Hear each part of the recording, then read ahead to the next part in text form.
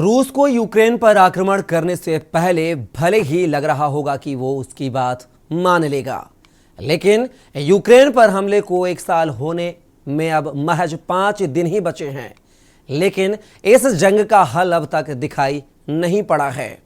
24 फरवरी को रूस के राष्ट्रपति व्लादिमीर पुतिन ने पूर्वी यूक्रेन में खास सैन्य अभियान का ऐलान किया और कुछ मिनट बाद ही राजधानी कीव सहित पूरे यूक्रेन में मिसाइल हमले शुरू हो गए थे। इस जंग की जीत हार का फैसला अधर में है, लेकिन अब तक इससे अरबों डॉलर स्वाहा हो चुके हैं। रूस यूक्रेन जंग का अंत आखिर कब होगा और इससे दोनों देशों के साथ ही विश्व के दूसरे देशों में क्या प्रभाव पड़ा है, देखिए हमारी इस खास रिपोर्ट में।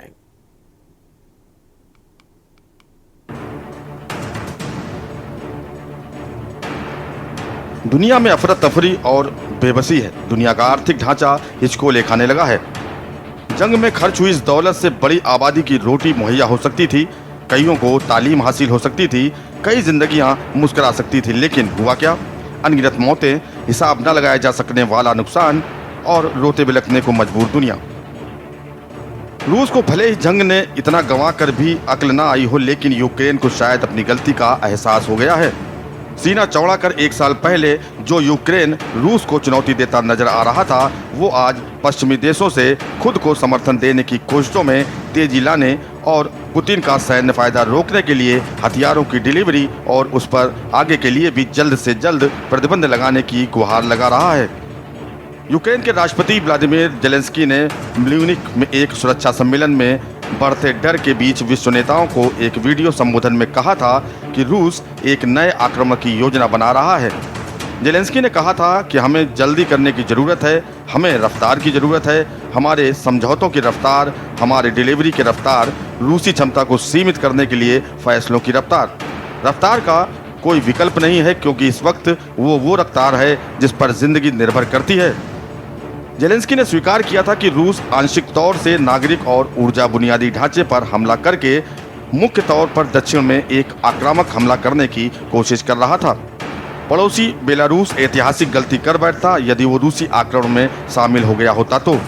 उन्होंने दावा किया था कि सर्वेक्षणों से पता चला है कि 80% देश युद्ध में शामिल नहीं होना चाहते थे।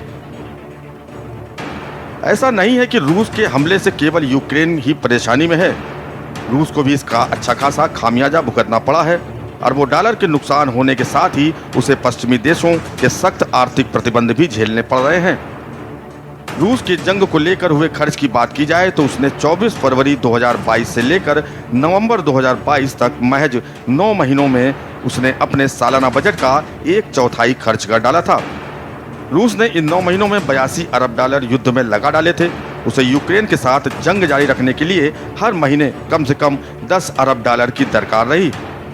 साल 2021 में रूस का सालाना बजट 340 बिलियन यूरो था। इससे साफ जाहिर है कि मॉस्को ने इस जंग में अपने सालाना बजट का 1/4 फूंक दिया। ये तब है जब इसमें केवल उसके सैन्य अभियान की प्रत्यक्ष लागत ही शामिल है। इसमें उसका रक्षा पर किया गया खर्च और पश्चिमी देशों के लगाए गए प्रतिबंधों के चलते हुआ आर्थिक नुकसान शामिल नहीं है।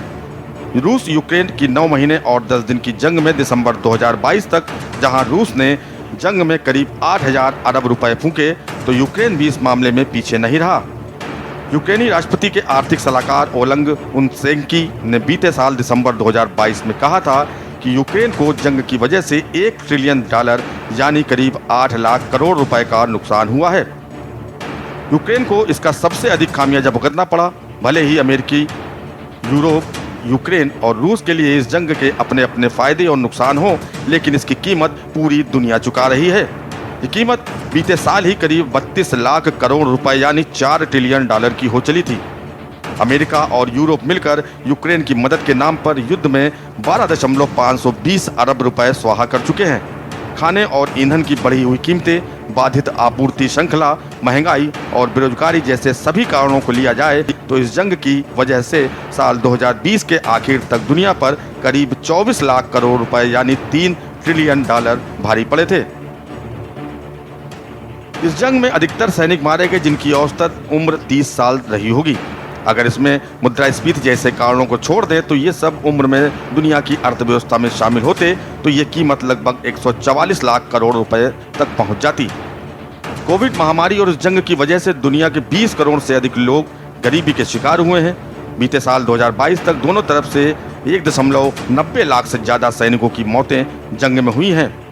करीब 1.5 करोड़ यूक्रेनी लोग जंग की वजह से जिंदा रहने का संघर्ष करने को मजबूर है।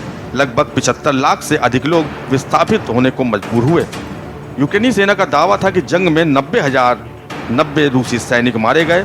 उधर एक अमेरिकी सेना के टॉप जनरल के मुताबिक यूक्रेन के 1 लाख से अधिक सैनिक जंग में घायल हुए। उधर रूस का दावा था कि यूक्रेन के लगभग 1.5 लाख सैनिक जंग में मारे गए। इसका अंदाजा इस बात से लगाया जा सकता है कि रूस को इस जंग की क्या कीमत चुकानी पड़ी है, क्योंकि जंग की कीमत रूस की पूरी अर्थव्यवस्था से लगभग दोगुनी है। अगर रूस को इस जंग की वजह से दुनिया को हुए नुकसान की कीमत देनी पड़ी तो इसके लिए लगभग 10 साल तक हर रूसी को फ्री में काम करना होगा। यूक्रेन रूस युद्ध के बाद भारत ने रूस से कम कीमत पर तेल खरीदना जारी रखा। ये पश्चिमी शक्तियों की इच्छा के विरुद्ध है, जो तेल राजस्व को कम करके रूसी अर्थव्यवस्था को नुकसान पहुंचाती है। हालांकि भारत सरकार ने स्पष्ट रूप से कहा था कि वो अपनी जरूरत की चीजें वहीं से मंगाएगा जहां कीमत फायदेमंद होगी। सरकार ने यह भी कहा था कि उसकी 3 तेल विपणन कंपनियां रूस से कच्चा तेल नहीं खरीद रही हैं, लेकिन निजी कंपनियां ही हैं जो खरीद, शोधन और शिपिंग कर रही हैं। भारत के पेट्रोलियम उत्पादों का निर्यात अप्रैल 2022 से जनवरी 2023 की अवधि में बढ़कर $78.58 बिलियन हो गया, जो पिछले वर्ष की इसी अवधि के दौरान $50.77 बिलियन था। अप्रैल 2022 से जनवरी 2023 के दौरान कच्चे तेल की आयात से भारत का रूस से आयात लगभग 384% बढ़कर $37.31 बिलियन हो गया, जिसके परिणाम स्वरूप रूस 2021-22 में 18वें स्थान से भारत का चौथा सबसे बड़ा आयात भागीदार बन गया। रूस से बढ़ते तेल आयात ने भारत को रुपए में खरीदी हुई वस्तुओं का भुगतान करने से रोक दिया। रूस यूक्रेन युद्ध के बाद कच्चे तेल और अंतर्राष्ट्रीय ईंधन की कीमतों में वृद्धि हुई। हालांकि भारत में तेल विपणन कंपनियों के लिए शुद्ध प्राप्त कीमतों में उस गति से वृद्धि नहीं हुई, जिसके परिणाम स्वरूप उनके लिए महत्वपूर्ण विपणन नुकसान हुआ।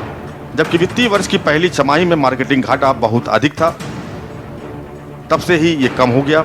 रूस से तेल उत्पादन में कमी, यदि अन्य उत्पादकों से उत्पादन में वृद्धि या मांग में कमी से पूरी नहीं होती है तो मांग के सापेक्ष समग्र आपूर्ति कम हो जाएगी और कच्चे तेल की कीमतों में मजबूती आ सकती है।